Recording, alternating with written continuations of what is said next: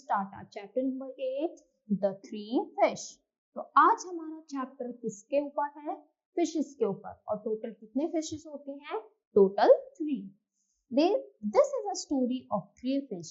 तो ये जो हमारी स्टोरी है वो 3 फिशेस के ऊपर है. They lived with their families in a pond. और जो वो फिशेस हैं वो अपनी फैमिली के साथ पॉन्ड में रहती हैं. One day 2 fishermen came near the pond. तो एक दिन क्या होता है, 2 फिशरमैन पॉन्ड के पास आते हैं, यानी मछली पकड़ने वालों को हम क्या बोलते हैं? Fisherman.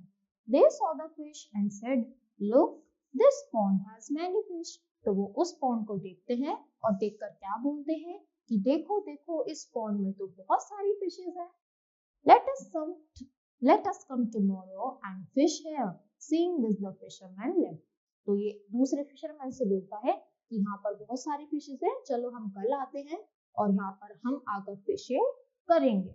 All 3 fish heard this. तो जो 3 फिशेस होती हैं, तीनों की तीनों ये बात सुन लेती हैं. The eldest and the wisest said, "Dear friends, I think there will be trouble. Let us leave this pond and go somewhere else." तो उनमें से जो सबसे बड़ी होती है वो सबसे ज्यादा चालाक होती है, तो बोलती है कि मुझे लगता है शायद कुछ गड़बड़ होने वाली है, तो हमें इस पॉन्ड को छोड़कर कहीं और चले जाना चाहिए. The fishermen will come tomorrow with their nets. तो वो बताती है कि जो फिशरमैन है वो कल आएंगे और नेट्स लेकर यानी जाल लेकर आएंगे और हम सबको उसमें कैद कर लेंगे. The second fish said, "You are right. Let us move to another place."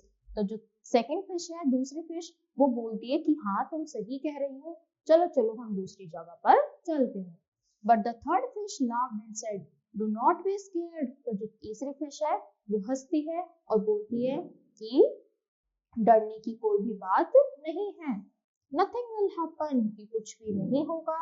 We have lived in this pond all our lives. No one has ever come to fish here. I will not leave this pond. तो बोलती है कि मैं इतने सालों से इस pond में रह रही हूँ, यहाँ पर कोई नहीं आता और कुछ नहीं होगा और मैं इस पॉन्ड को छोड़कर नहीं जाऊंगी.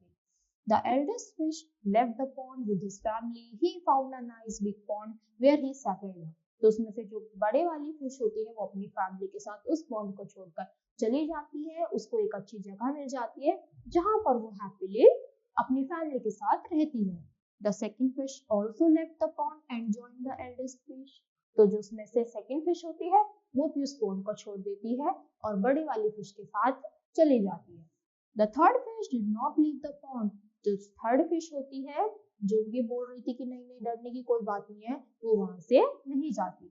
He made fun of his other friends. और बल्कि जो बाकी की फिशेस है, जो उनका डिसीजन उन्होंने लिया था उस पर हंस रही थी. He swam and danced. तो वहीं पर वो ऐसे घूम रही थी, स्विमिंग कर रही थी और खुशी से डांस कर रही थी. Soon he saw the fishermen coming with nets. और कुछ ही टाइम बाद वो देखती है कि फिशरमैन आ गए हैं अपना नेट लेकर यानी जाल लेकर.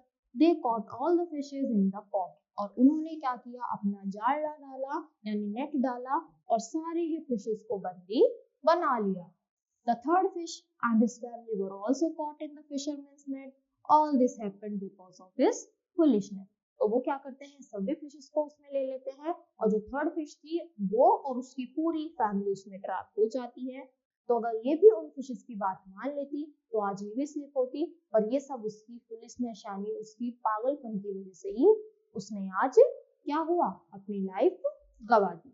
तो हमें अगर बड़े हमारे कुछ बोलते हैं तो हमें उनको जरूर सुनना चाहिए, क्योंकि वो हमसे ज्यादा उनको नॉलेज होती है, वो हमारे भले के लिए ही बोलते हैं. So I hope you understood this chapter. That's all for today. Thank you.